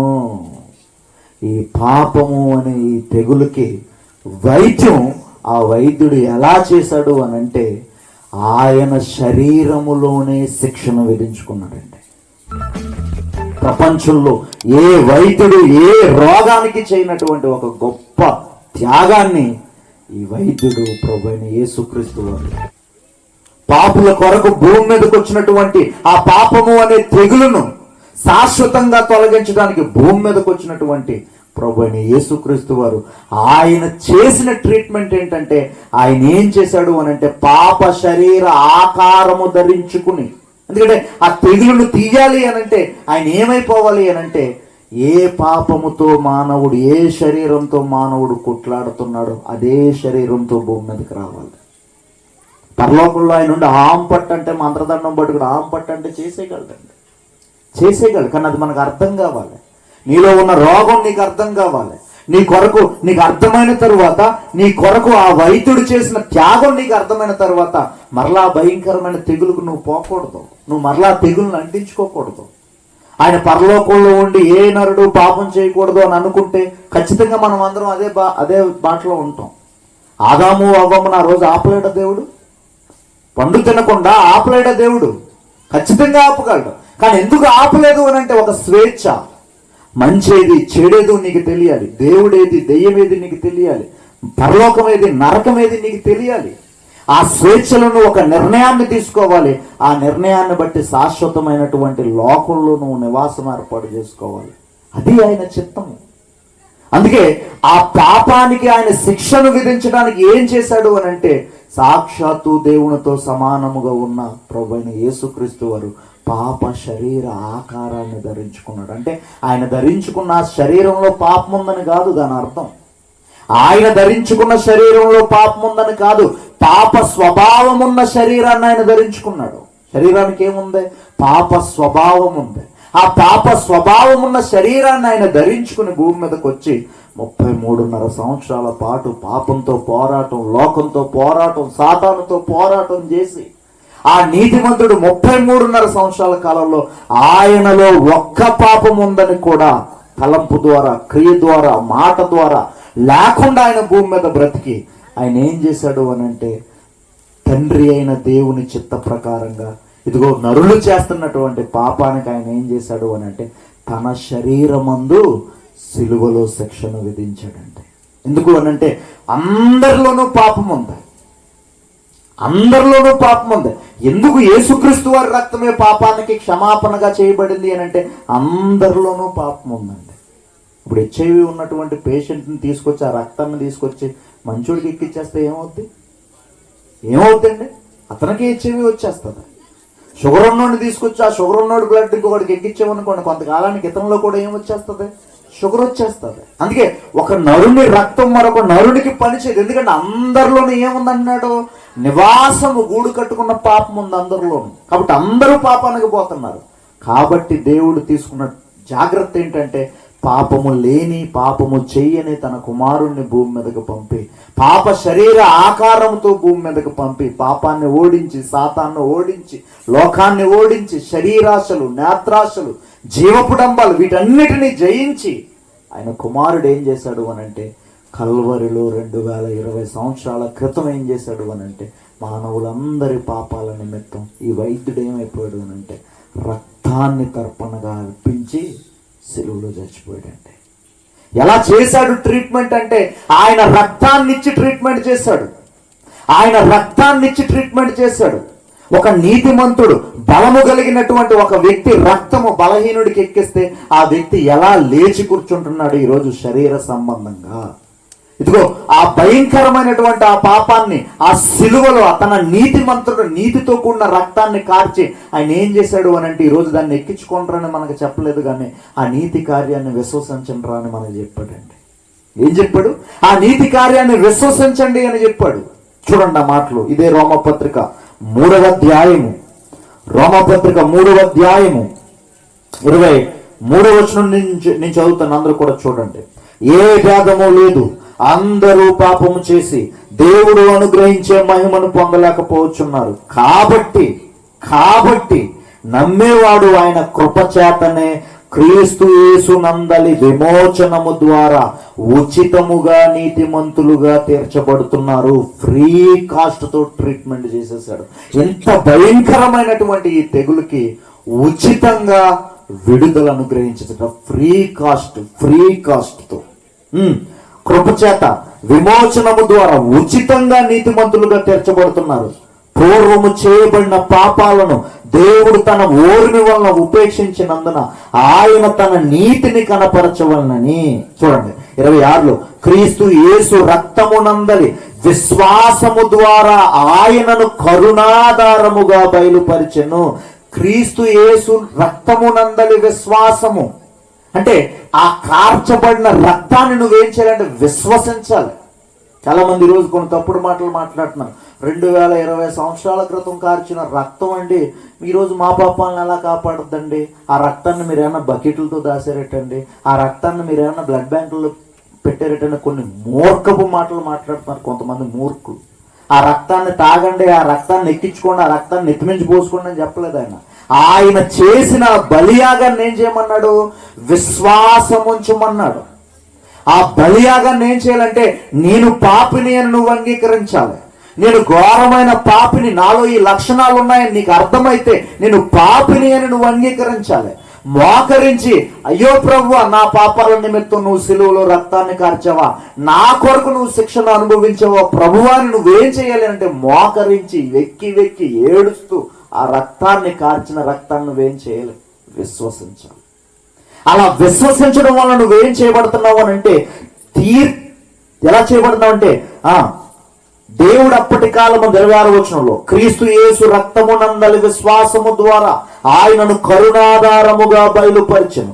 దేవుడు అప్పటి కాలమందు తన నీతిని కనపరచు నిమిత్తము తాను నీతిమంతుడును యేసునందు విశ్వాసము గలవానిని నీతిమంతునిగా తీర్చువాడై ఉండుటకు ఆయన అలాగూ చేసెను. ఎందుకు దేవుడు యేసుక్రీస్తును భూమి మీదకు పంపాడు అని అంటే ఆయన నీతిమంతుడుగా మనకి కనబడడానికి.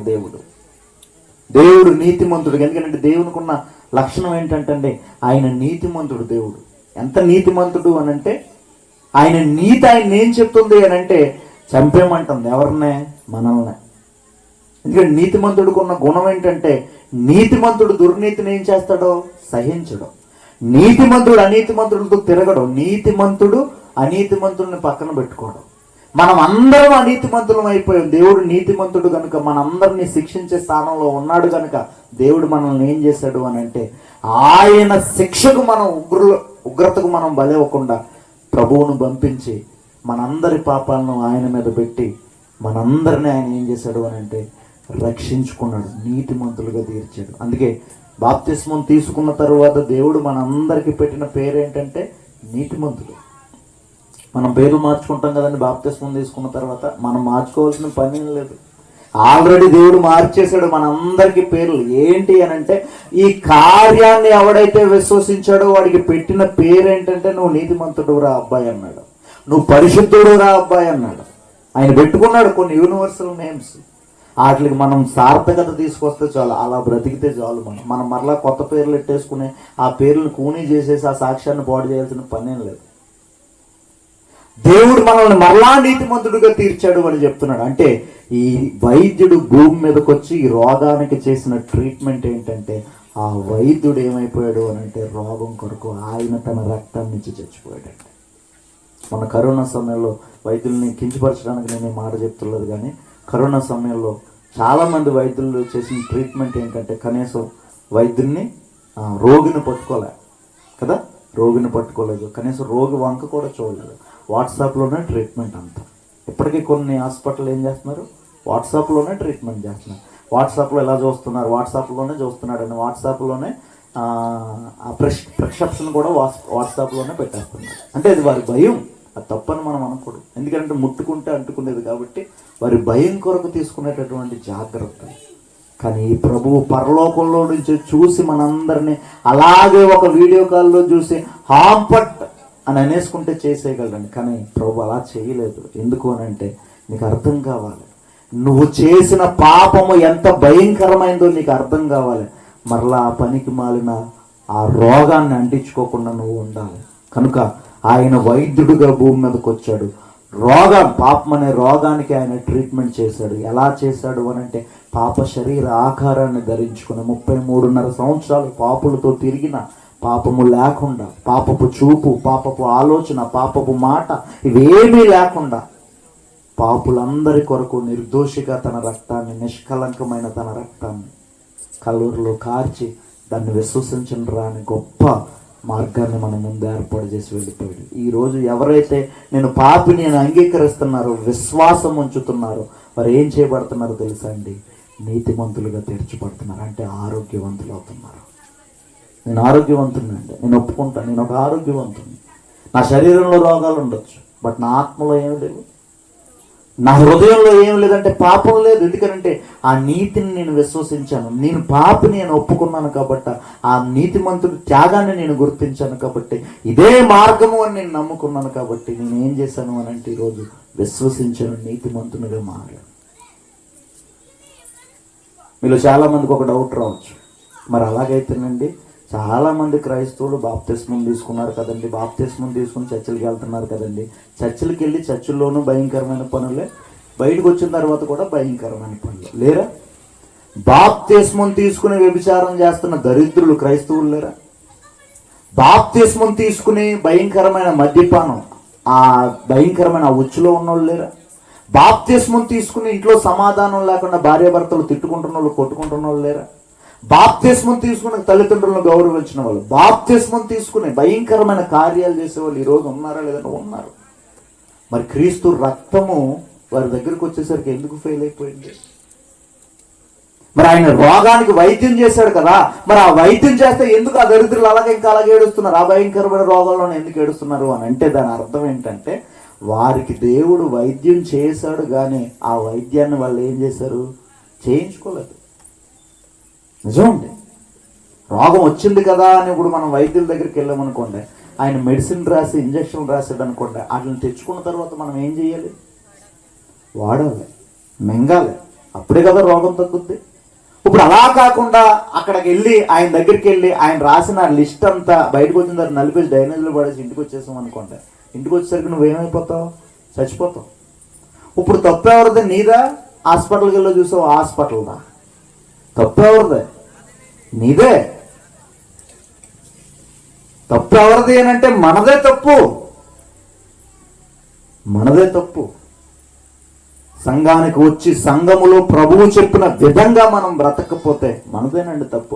ఆ రక్తం, నీతిమంతుని రక్తం నీ కొరకు కార్చబడిందన్న ఇంగితం నీకు అర్థం కాకపోతే నువ్వు తప్పు మీద తప్పు చేస్తానే ఉంటావు. నీ కొరకు నీకు వైద్యం చేయబడిందన్న సంగతి నువ్వు మర్చిపోతే నువ్వు మరలా భయంకరమైన పాపంలోకి నువ్వు పోతావు అంతే. దానికి మరలా మరొకడు వచ్చి ఎందుకు బాప్తిస్మం తీసుకున్న వ్యక్తులే పాపం చేస్తున్నారంటే దాని అర్థం ఏంటంటే ఆ వైద్యుడు చేసిన వైద్యాన్ని నువ్వేం చేసావు అని అంటే చేయించుకోలేదు. పేరుకు మాత్రమే నువ్వేం చేస్తున్నావు అంటే వైద్యాలయాల లాంటి చర్చిలకు వస్తున్నారు, పేరుకు మాత్రమే. అక్కడ వాక్యం వినరు. అందుకే వాక్యాన్ని కూడా ఏమని చేశాడు దేవుడు? ఔషధం అన్నాడు బైబిల్లో. వాక్యానికి ఉన్న మరొక పేరేంటో తెలుసా? ఔషధం. అది ఆ ఔషధం ఎంత దూరం మనలో ప్రయాణం చేస్తుంది అంటే వారం ఎబ్రీ పత్రిక 4:12 మనందరికీ సుపరిచితమైన మాట. వాక్యం మాట 2 అంచులు కలిగిన ఖడ్గముగా ఉండి మనలో మన ప్రాణమును, మన ఆత్మను, మన కీళ్లను, హృదయము యొక్క తలంపులలోనికి దూరుచు అదేం చేస్తుంది అని అంటే హృదయాలోచనను పరిశీలించుచున్నదే. సరైనటువంటి ఒక వాక్యం మనం విన్నప్పుడు చలించిపోతాం కదా. అంటే వాక్యం ఏం చేస్తుంది అంటే నీలో ఉన్న ఆ తెగులు నిన్ను ఏం చేస్తుంది అని అంటే ఆలోచించేలా చేస్తుంది. ఇంత భయంకరమైనటువంటి దానికి వారం వారం ఒక రొట్టె, ఒక ద్రాక్షరసం, ఒక సహవాసం, ఒక ప్రార్థన, పరిశుద్ధాత్ముడు, ఇంత భయంకరమైనటువంటి ప్రొటెక్షన్ నీకు అప్పగించి ఆ వైద్యుడు వెళ్ళిపోయాడు కదా. ఆయన అప్పగించిన పరిశుద్ధాత్ముడు, ఆయన అప్పగించిన ప్రార్థన, ఆయన అప్పగించిన సంఘం, ఆయన అప్పగించిన వాక్యం, ఇదంతా పక్కన పెట్టేసి నువ్వు ఇంకా లోకం వైపే చూస్తే నిన్ను దేవుడు క్రైస్తవుడు అని అన్నటప్పుడు ఏమని మాట్లాడతాడప్పుడు? పేతురు గారు చెప్తారు కదా, ఏమని మాట్లాడతాడు? కడగబడిన పంది మరలా బురదలోకి పోయింది అన్నాడు, కక్కిన వాంతికి కుక్క మరలా తిరిగింది అని చెప్పాడు. అంటే వీళ్ళెవరు అని అంటే బాప్తిస్మం తీసుకున్న తర్వాత కూడా ఈ పాపాల్లో ఉన్నారు అని అంటే వీళ్ళెవరు అని అంటే వీళ్ళని క్రైస్తవులు అనడానికి వీళ్ళేది బైబిల్ ఒప్పుకోదు. వీళ్ళని క్రైస్తవులు అనడానికి బైబిల్ ఒప్పుకోదు. వీళ్ళు ఎవరు అని అంటే కడగబడిన తర్వాత మరలా బురదలోకి వెళ్ళే పందులు. వీళ్ళ క్రైస్తవులు కాదు. మనమేమన్నా వీళ్ళ క్రైస్తవులు కదండి, చర్చికి వెళ్ళి తప్పు చేస్తున్నారని అన్న తప్పుడు మాట. వాళ్ళని క్రైస్తవులు నువ్వు అనుకుంటున్నావేమో, బైబిల్ అనుకోవట్లేదు. వాళ్ళని పందులు అంటుంది. ఇంకా మాట్లాడితే వాళ్ళని కుక్కలు అని మాట్లాడుతుంది. అంటే మనుషులుగా కూడా దేవుడు చూడట్లేదు వాళ్ళని, మనుషులుగా కూడా దేవుడు చూడట్లేదు. అందుకే సంగమా, నువ్వు ఎలాంటి స్థితిలో ఉన్నావో ఈ రాత్రి ఆలోచించు. ఆ వైద్యుడు నీ కొరకు చేసిన ఈ గొప్ప కార్యం, ఈ వైద్యము, ఆ రక్తము, ఆయన పెట్టిన అద్భుతమైనటువంటి ఆ కట్టడ ఆ పాపంలోకి పోకుండా మరలా నీలోకి రాకుండా, ఆ ప్రార్థన, ఆ సహవాసము, ఆ రొట్టె ద్రాక్షరసం విరగడం, ఆ పరిశుద్ధాత్మ, అపోస్తలుల బోధ, వీటన్నిటిలో నువ్వు ఉన్నప్పుడు మరలా ఆ పాపపు జోలికి నువ్వు పోవు. ప్రభువు రాకడ కొరకు ఎదురు చూస్తూ నిజమైన ఒక యాత్రికుడిగా అన్ని విడిచిపెట్టి ఆ నీతి పొందున కొరకు ఎదురు చూస్తూ ఆరోగ్యము గల వ్యక్తిగా భూమి మీద బ్రతుకుతాం. శరీర సంబంధమైన తెగుళ్ళుంటే ఆయన చిత్తం, ఆయన మహిమార్థమై నీకు వస్తే ధన్యుడివే. లేదా నిన్ను వాడుకోవాలి అనుకుంటే ఒక సాక్షిగా ఆయన నీలో ఎన్ని శరీర సంబంధమైన రోగాలు ఉన్నా ఖచ్చితంగా ఆయన నీకు తీస్తాడు. అది ఆయన చిత్తం. కానీ ఆ ఆత్మ సంబంధమైన పాపము అన్న రోగం గనక నీలో ఇంకా ఉంటే, ఈ లక్షణాలు నీలో ఇంకా కనబడుతూ ఉంటే, దయచేసి మరలా ఒకసారి వెనక్కి రండి. ఆయన ఏర్పాటు చేసిన ఆ గొప్ప ఆ మార్గంలోకి మరలా రండి, మరలా బోధలోనికి రండి, మరలా మోకరించి ప్రార్థన చేయండి, మరలా సహవాసంలో ఉండండి, మరలా ఆత్మ దగ్గర ఏడవండి, నీ ఆత్మను నాకు ఇవ్వి అని రోమా 8 అదే చెప్తుంది. ఎవడు దేవుని ఆత్మ చేత నడపబడతాడో వాడు ఏం చేయబడతాడు అని అంటే వాడు దేవుని కుమారుడు అనబడతాడట. అందుకే 8వ అధ్యాయం రోమా పత్రిక వచ్చేసరికి చూడడానికి నేను ముగిస్తాను. 12వ వచనానికి వచ్చేసరికి ఏమని చెప్తున్నాడు చూడండి. సహోదరులారా, శరీరానుసారంగా ప్రవర్తించడానికి మనం శరీరానికి రుణస్తులం కాము. చూడండి 13లో, మీరు శరీరానుసారంగా ప్రవర్తించిన ఎడల చచ్చిపోతారు. ఇక్కడ చెప్తున్నాడు అద్భుతమైన మాట, ఆత్మ చేత శారీరక క్రియలను చంపినవాడు జీవిస్తారు. అంటే మనలో ఇంకా భయంకరమైన తెగులుంది అని అంటే ఆత్మ, నీలో ఉన్న ఆత్మ ఏం చేస్తుంది అని అంటే ఆ శరీర కార్యాలను చంపుతుంది. హోలీ స్పిరిట్ మనల్ని ఏం చేస్తుంది అంటే హోలీగా ఉంచుతుంది. పరిశుద్ధాత్మని దగ్గరికి మరలా రా. ఎప్పటి వరకు ఆయన దుఃఖపరిచేవేమో, ఎప్పటి వరకు ఆయన బాధ పెట్టవేమో, నీలో ఉన్న ఆత్మను ఆర్పేసుకున్నావేమో. ఒకవేళ దేవుని చిత్తమైతే మరలా నిన్ను వెలిగించడానికి ఆత్మ సంచకరువుగా ఇక్కడే ఉంది. మరలా రా, కంబ్యాక్, ఆయన దగ్గరికి రా. ఆత్మ చేత మరలా పోరాడు. నీ పక్షంగా ఆత్మ ఉన్నాడు. నువ్వు పోరాడలేవేమో నీలో ఉన్న తెగులుతో, ఆత్మ నీ పక్షాన పోరాడతాడు. రా, ఆత్మ చేత శారీరక క్రియలను జయించు, అప్పుడు నువ్వు వెళ్ళు అని చెప్తున్నాడు. కనుక ఇంకా ఎవరైతే దూరంగా ఉన్నారో ప్రభువుకి, ఆయన మరి లోకం అనుకుంటున్నటువంటి దైవం కాదు. ఆయన ఎవరు? ఆయన ఏర్పాటు చేసిన మార్గం ఏంటంటే పాపము అనే రోగముతో ఉన్న వారికి వైద్యం చేయడానికి భూమి మీదకి వచ్చినటువంటి ఒక దేవుడు. ఆయన ఎలా వైద్యం చేశాడు అని అంటే తన శరీరంలో ఉన్న రక్తాన్ని కార్చి తన శరీరం ముందు పాపానికి శిక్ష విధించి ఆయన వైద్యం చేశాడు. కాబట్టి నాకు అర్థమైంది నేను పాపిని అని నాకు అర్థమైంది. చిన్నప్పుడు అండి, సుమారు 6వ తరగతి అనుకుంటా, 6వ తరగతి చదివేటప్పుడు మా ఊరు స్వీట్స్ ఫేమస్ దుల్లా ఒక షాప్ ఉండేది. నాతో పాటు ఇంకో 3 కుర్రోళ్ళు ఏం చేసేవాళ్ళం అంటే మేము నైటు చదువు అయిపోయిన తర్వాత 8 ఆ ప్రాంతంలో, ఇంకా ఆ సమయం కొట్లు కట్టేసే సమయం కదా, ఒక 2 మాటల్లో పెట్టేవారు ఆ షాప్ యజమాని. మేమిద్దరం ఏం చేసేవాళ్ళం అని అంటే దొంగలించేసేవాళ్ళం ఆ స్వీట్లు అయింది. రూపాయలు పట్టుకెళ్ళే వాళ్ళం కొనుక్కోవడానికి, 40-50 రూపాయలు వేసేసేవాళ్ళం అంతే. మాకు ఏమనిపించేది అని అంటే తెలివితేటలు అనుకునేవాళ్ళం. ఇప్పటికీ కూడా చూడండి, పాపానికి ఉన్న మరొక భయంకరమైనది ఏంటంటే పాపం ఎప్పుడు కూడా పాపము అని మనకు అనిపించదు. కొన్ని సందర్భాల్లో ఏమనిపిస్తా అంటే తెలివితేటలు అనుకుంటాం. మన పిల్లలు చూడండి, స్కూల్లోకి వెళ్ళి పెన్సిల్ ఎత్తుకొచ్చేసాడు అనుకోండి, నాయన ఇన్ని తెలివితేటలు అంటాం మనం. తప్పని చెప్తామా? ఆడు స్కూల్లో పుస్తకం పట్టుకొచ్చేసినాడు, స్కూల్లో రబ్బర్ పట్టుకొచ్చేసినాడు, స్కూల్లో ఎరేజర్ పట్టుకొచ్చేసినా, మా వాడికి ఎన్ని తెలివితేటలు. వీడు ఎప్పుడు పాడేటండి, ఏదో ఒకటి తెచ్చేస్తూ ఉంటాడండి. అది తెచ్చేస్తున్నాడంటే దాని అర్థం ఏంటి? వాళ్ళకి వచ్చేసింది తెగులు, వాళ్ళకి ఏమొచ్చేసింది? రోగం వచ్చేసింది. నువ్వేమనుకుంటావు నీలో కూడా రోగమే ఉంది, నువ్వేమనుకుంటావు ఇన్ని తెలివితేటలతో మా నాయన అనుకుంటావు. కొన్ని సందర్భాల్లో మన తెలివితేటలు మనల్ని రోగం ఉందని కూడా మనకు తెలియదు. అలా మాకు అర్థమయ్యేది కాదు, అలా కొట్టేస్తుంటే మా తెలివితేటలు అనుకునేవాడిని. మన బైబిల్ పట్టుకున్న తర్వాత దొంగతనం అంటే ఏంటి, వ్యభిచారం అంటే ఏంటి, నిజంగా వ్యభిచారం చేసేవాడిని చూడండి. ఇప్పుడు ఒక అమ్మాయితో మనం మోహపు చూపుతో చూస్తేనే తప్పని బైబిల్ చెప్పింది కదా. ఒక అమ్మాయిని పడేయడం ఈరోజు యువత ఏమనుకుంటుంది? టాలెంట్ అనుకుంటున్నారు కదా. ఒక అమ్మాయిని పడేయడం టాలెంట్ అనుకుంటున్నారు. పక్కింట్లో ఉన్నటువంటి ఆ సహోదరుని ట్రాప్ చేయడం టాలెంట్ అనుకున్నారు. దరిద్రులు ఏంటంటే తెగులతో ఎడుతున్నారు. వీళ్ళకి అర్థం కావట్లేదు. వీళ్ళకి అర్థం కాని విషయం ఏంటంటే అది తెగులు లక్షణం. అది నీకు తెలియకుండానే నీ తెగులు ఏం చేస్తుంది? నీ కొంప ముంచేస్తుంది. ఒక సహోదరుని చెల్లిగా చూడాల్సిన నీ కళ్ళు నువ్వు పక్కింటా ఉండి నువ్వు భారీగా ఊహించుకున్నావు అంటే నీ భార్య ఉండగా కూడా నువ్వేంటంటే నువ్వు ముదిరిపోయే తెగుళ్ళు, అది భయంకరమైన తెగులు పట్టేస్తుంది నీకు. ఈరోజు ఆ లక్షణాలన్నీ ఆ గత కాలపు జీవితం తలుచుకుంటుంటానండి. క్రీస్తులోకి వచ్చిన తర్వాత, బైబిల్ పట్టుకున్న తర్వాత నాకు అనిపిస్తుంది నిజంగా అలాగే ఉండిపోతే, ఈ వైద్యుడి దగ్గరికి నేను వెళ్ళకపోతే నాకు ఎయిడ్స్ వచ్చిపోదునేమో అనిపిస్తుంటుందండి ఒక్కొక్కసారి. ఏమైపోతున్నావు నేను అనిపిస్తుంటుంది ఒక్కొక్కసారి. ఎందుకంటే అది తెగులు అని మనకు తెలియలేదు కాబట్టి, అది పాపము అని మనకు తెలియలేదు కాబట్టి. అందుకే సంగమా, భూమి మీద క్రీస్తు చెప్పినట్టుగా దయచేసి ఆయన వైద్యుడు, ఆయన దగ్గరికి రండి, ఆయన చేసిన సిలువ కార్యాన్ని విశ్వసించండి. ఎవరైనా ఒకవేళ ఉంటే ఇక్కడ దయచేసి ఈ తెగులకు సొంత వైద్యం మాత్రం చేయకండి. మిమ్మల్ని 2 చేతులు పెట్టుకుని వేడుకుంటున్నాం. దయచేసి సొంత వైద్యం మాత్రం చేయకండి. తెగుళ్ళకి సొంత వైద్యం కొన్నిసార్లు ఏం చేస్తుందంటే వికటించి, చాలామంది కరోనాలో సొంత వైద్యం చేసుకుని చచ్చిపోయారు. కరోనాకి చాలామంది సొంత వైద్యం, కరోనా వచ్చిందని తెలిస్తే ఎక్కడ ఇంటి ముందు ముగ్గేసేస్తారో, ఎక్కడ కర్రలు కట్టేస్తారో, ఎక్కడ మనల్ని రానివ్వరో, ఎక్కడ మనల్ని లేడేసేస్తారో ఊర్లోంచని సొంత వైద్యం చేసుకుని చచ్చిపోయిన వాళ్ళు చాలామంది ఉన్నారు.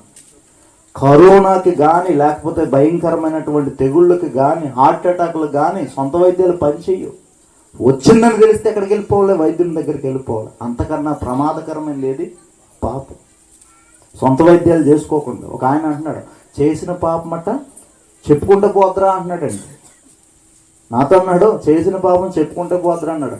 చెప్పుకుంటే పోద్దే, అయితే చెప్పుకోవలసిన వాళ్ళకి చెప్పుకుంటున్నాను నేను. నిజమే, చెప్పుకుంటే పోద్ది, నువ్వు అన్నది కరెక్టే. చెప్పుకుంటే కాదు, ఒప్పుకో పాపాన్ని. వాళ్ళు ఏమన్నారు? చేసిన పాపం చెప్పుకుంటే పోతాడు. చెప్పుకుంటే అక్కడ పోతే ఇది సొంత వైద్యం. చెప్పుకుంటే అది ఏమైపోతే కరోనా వ్యాపించినట్టుగా ఊరంతా వ్యాపించేస్తాయి. చేసిన పాపం చెప్పుకుంటే పోదు, అది సొంత వైద్యం. అది చేసిన పాపం ఎక్కడో నీటిలో మునిగితే పోదు, చేసిన పాపం ఎక్కడో పుణ్యక్షేత్రం తిరిగితే పోదు. నీలో నివాసం ఉండి గూడు కట్టుకుని నిన్ను పతనానికి లాగుపోయి నీలో ఉన్నది నువ్వు గుర్తించి నీ మనసు విరిగి ఆ నీతిమంతుని కార్యాన్ని ఒప్పుకుంటే తప్ప పోదు కదా. నువ్వు నీటిలో మునిగి నువ్వు బయటకు వస్తే ఎలా పోద్ది? నువ్వు ఎక్కడో పుణ్యక్షేత్రాలు తిరిగితే ఎలా పోద్ది? నీ మనసు ఎక్కడ విరిగింది? నీవు పాపమైన పశ్చాత్తాపం నీలో ఎక్కడ ప్రారంభమైంది చెప్పు, నీలో ఉన్న పాపం పోవడానికి. అందుకే ఇవన్నీ ఏంటి అని అంటే పాపం పోవడానికి సొంత వైద్యాలు. కాబట్టి సొంత వైద్యాలు వికటించి చచ్చిన తర్వాత నరకానికి వెళ్ళిపోవాలి తప్ప ఉపయోగం లేదు. కనుక మనలో ఉన్న పాపం పోవాలి అని అంటే ఆ నీతిమంతుని సిలువను మనం చూడాలి, మన పాపాన్ని మనం గుర్తించి ఆ నీతిమంతుని కార్యాన్ని మనం అంగీకరించి మనం ఏం చేయాలి అని అంటే ఆయన పాదశరణు వేడుకుంటూ మనం బ్రతకాలండి. అందుకే సంగమా, ఒకవేళ నేను బలహీనతలతో ఉన్నాను, ఇంకా తెగులు నా నుంచి విడిచిపెట్టలేదు అంటే బయటికి రా. ఆయన ఆత్మ ఉంది ఈరోజు మనం నడిపించడానికి, నేను నిలబెట్టడానికి ఆయన ఆత్మ ఉంది. ఆత్మ చేత శారీరక క్రియలను చంపండి అంటున్నాడు. ఆత్మ తోడుంటే నువ్వు చంపగలవు. నీకు ఆ తప్పు చేయాలి అన్న మనసు ఉన్నప్పుడు, ఒకవేళ నువ్వు తాగుబోతుడు అయితే మోకరించి ప్రార్థన చేయి, తేడా నువ్వే చూస్తావు. నిజంగా మారాలి అనుకుంటే విరిగి నలిగిన హృదయంతో ప్రార్థన చేయి. నిజంగా మారాలి అనుకుంటే వ్యభిచారం చేయాల అన్న మనసు వచ్చినప్పుడు ప్రార్థన చేయి. నిజంగా నువ్వు ఒక దొంగ అయితే ఆ మనసు వచ్చినప్పుడు ప్రార్థన చేయి. అలా చేస్తూ చేస్తూ చేస్తూ ఉండగా నువ్వు ఒక రోజుకి ఏమవుతావు అంటే ఆ తెగుల నుంచి నీతిమంతుడిగా వస్తావు. దేవుడు మారుస్తాడండి ఆ హృదయాలు. అది ఆయన రక్తానికి ఉన్నటువంటి ప్రత్యేకత. చిన్న ఉదాహరణ చెప్పి నేను ముగిస్తాను. చాలామంది మాజీ తాగుబోతులు ఎక్కడ కనబడతారు అని అంటే సంఘాల్లోనే కనబడతారు. మాజీలు అందరూ ఎక్కడ కనబడతారండి? మాజీ తాగుబోతులు, మాజీ తిరుగుబోతులు, మాజీ సోమరబోతులు, మాజీ పోరం, వీళ్ళంతా ఎక్కడ కనబడతారు? సంఘాల్లోనే కనబడతారు. ఇంకెక్కడ కనబడరు వీళ్ళంతా. మా చర్చిలో కూడా మాజీ తాగుబోతున్నాడు. ఆయన ఎంత భయంకరమైన తాగుబోతాడంటే డ్రైనేజ్ దగ్గరే ఉండేవాడు. ఎప్పుడు కూడా ఇంట్లో ఉండేవాడు కాదు. ట్రాక్టర్ డ్రైవర్ ఆయన. డ్రైనేజ్ దగ్గరే ఉండేవాడు. వీర్రాజు గారు ఆయన పేరు. విచిత్రం ఏంటంటే దేవుణ్ణి నమ్ముకున్న తర్వాత ఇప్పుడు ఆయన్ని చూస్తే మీరు మందు ఆయనకి బలవంతంగా పట్టించండి, వాంతులు అయిపోతాయి ఆయనకి. ఇది ఒకప్పుడు అదే ప్రాణాధారంగా బ్రతికాడు, ఇప్పుడు పట్టించేస్తే వాంతులు అయిపోతాయి అంటే ఏంటి? ఆయన దగ్గర ఉన్నది ఏంటంటే ఎస్, ఆ నీతిమంతుణ్ణి విశ్వాసం ఉంచాడు. పాపము ఎంత తీవ్రమైందో గుర్తించాడు. ఆయన చేసింది అదేనండి. ఆత్మ కలిగి ఉన్నాడు. ఆత్మ కలిగి ఉన్నాడు. ఆయన ఏం చేతికి కడియాలు వేయించుకోలేదు. ఆయన ఏమి వైద్యుడి దగ్గరికి వెళ్ళి ఏ ట్యాబ్లెట్లు మింగలేదు. ఆయన చేతికి కడియాలు లేవు. వైద్యుని దగ్గరికి వెళ్ళి ట్యాబ్లెట్లు మింగలేదు. ఏ పసరా నోట్లో పోయించుకోలేదు. ఏ ట్రీట్మెంట్ ఆయన తీసుకోవాలి. ఆయన చేసిన ట్రీట్మెంట్ ఏంటంటే జస్ట్ విశ్వాసం ఉంచి నీటిలో మునిగి బాప్తిస్మం తీసుకున్నాడు అంతే. ఈరోజు ఆయనతో తిరిగిన వాళ్ళంతా ఆశ్చర్యపోతుంటారు. మా బట్టిలో వాళ్ళ మేస్త్రి పనిచేస్తుంటాడు. మా మేస్త్రి ఇద్దరు ఒకే వయసు అన్నమాట. ఇతను తాగుబోతుగానే ఉన్నాడు. మా దగ్గర పనిచేసే ఆయన. ఆయన ఏమన్నాడంటే ఆయన వచ్చినప్పుడల్లా చూసి ఆశ్చర్యపోతుంటాడు. ఎలా మారిపోయాడు, ఎలా మారిపోయాడు అంటుంటాడు.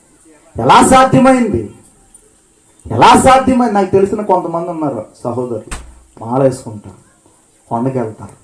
మాల ఎందుకు వేసుకున్నారు అని అంటే కొన్ని బలహీనతలు విడిచిపెట్టడానికి అంటారు. అంటే అందరూ గురించి నేను చెప్పట్లేదండి. ఎక్కువ శాతం మంది మాల వేసుకునే ఎక్కువ శాతం మంది వారిలో ఉన్న ఏదో ఒకటి విడిచిపెట్టాలన్న తృష్ణ ఎక్కువగా ఉంటుంది వారు.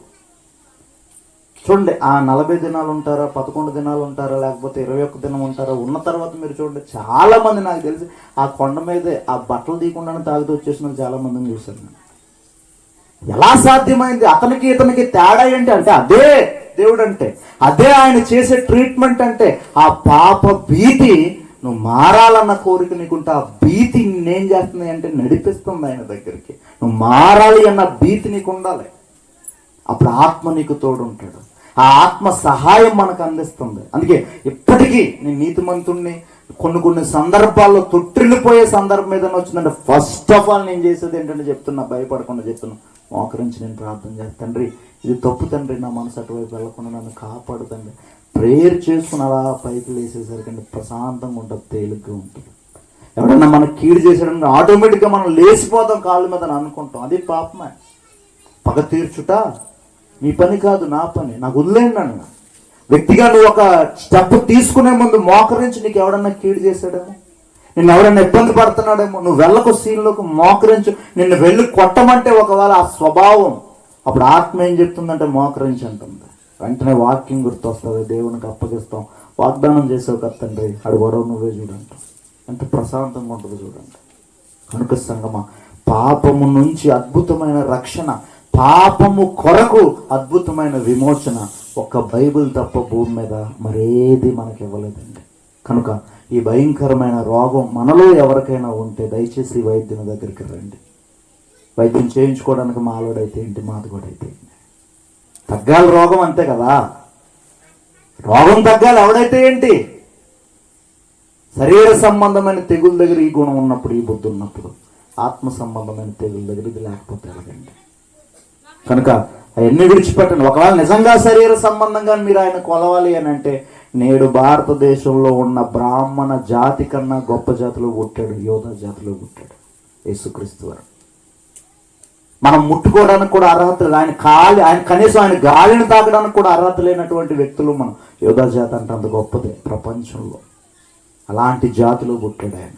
కనుక శరీర సంబంధంగా ఎన్ని మాటలు అనుకున్నా ఎన్ని పక్కన పెట్టండి. ఇప్పటి వరకు విన్నారేమో, ఈరోజు విన్న తర్వాత ఆయన ఒక వైద్యునిగా గుర్తించండి. మీలో రోగాన్ని గుర్తించండి. ఉన్నది అనిపిస్తే ఆ లక్షణాలను బట్టి ఆ వైద్యుని దగ్గరికి రండి. ఆయన చేసిన ఆ కార్యాన్ని, ఆ శిలువ కార్యాన్ని, ఆయన తన శరీరమందు విధించుకున్న శిక్ష ద్వారా కారిన ఆ రక్తాన్ని విశ్వసించండి. విమోచింపబడండి, నీతిమంతులుగా తీర్చబడండి. అట్టి కృపలో మీరు అందరూ ఉండాలి అని ప్రేమపూర్వకంగా తెలియజేసుకుంటూ నా మాటలు ముగిస్తూ ఉన్నాను. ప్రార్థన చేసుకుంటూ.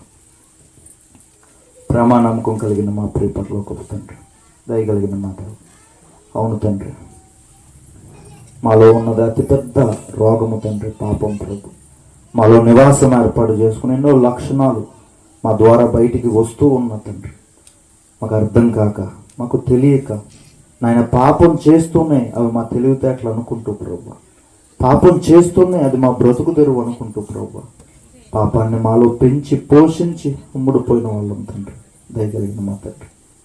మీ కృపను బట్టి ఏది పాపము, ఏది దాని గుణము మాకు తెలియచేసి ప్రభు, మీ కుమారుని వైద్యునిగా పంపి ఆయనకు పాప శరీర ఆకారములో ఉంచి ఆయన శరీరం ముందు పాపానికి శిక్షను విధించి దాన్ని విశ్వాసమంచులాగున మమ్మలను తండ్రి నడిపించి విమోచించి నీతిమంతులుగా తీర్చి ఆరోగ్యాన్ని అనుగ్రహించినందుకు స్తుతులు చెల్లిస్తూ ఉన్నాం తండ్రి. అనేక మంది ఒకవేళ ఇంకా మీ కుమారుని త్యాగం వెనుక నాయన వారికి ఉన్న ఎన్నో తప్పుడు ఆలోచనలు ఉంటాయి నాయన, మీరే తొలగించండి, ఆరోగ్యాన్ని ఇవ్వండి తండ్రి, నీతిమంతులుగా తీర్చండి. మాలో చాలా మంది ప్రభు ఇంకా భయంకరమైన తప్పుడు కోరికలు, తప్పుడు ఆలోచనలతో వారు ఉన్నారు తండ్రి. ఇంకా రోగానికి సరైన వైద్యం వారు చేయించుకోలేక మీ దృష్టికి కుక్కలుగాను పందులుగానే మిగిలిపోయారు తండ్రి. వారిని కూడా నీతిమంతులుగా తీర్చమని వేడుకుంటున్నాం ప్రభు. రామరాజు తండ్రి, ఏ ఒక్కరు నశించిపోకూడదు అన్న మీ సంకల్పాన్ని ఒకసారి జ్ఞాపకం చేసుకోండి ప్రభు. మా అందరికీ కూడా మీ ఉచిత కృపను బట్టి నాయన నీతిమంతులుగా ఆరోగ్యవంతులుగా మార్చి ఇదిగో నాయన మీ కుమారుని రాకడలో ఎత్తబడే సంఘంలో మమ్మల్ని అందరినీ కూడా ఉంచమని, నిర్వహించిన కుటుంబాన్ని జ్ఞాపకం చేసుకోమని వేడుకుంటున్నాను. ఇదిగో నాయన వేదిక మీద ఉన్న దైవజనులు తండ్రి, స్థానిక సంఘమును ఈ ప్రత్యక్షంగా పరోక్షంగా ఉన్న ప్రతి ఒక్కరిని జ్ఞాపకం చేసుకోమని తండ్రి, విత్తిన వాక్కులు వృధా కాకుండా ఆలోచించే మనసు, గ్రహించగలిగే మనసు అనుగ్రహించి కార్యక్రమం ద్వారా మహిమ ఘనత ప్రభావాలు మీద పొందుకొని యేసుక్రీస్తు వారి అతి పరిశుద్ధ నామములు ఈ ప్రార్థన అడుగుచున్నాము తండ్రి. అందరికీ ఉన్నారండి.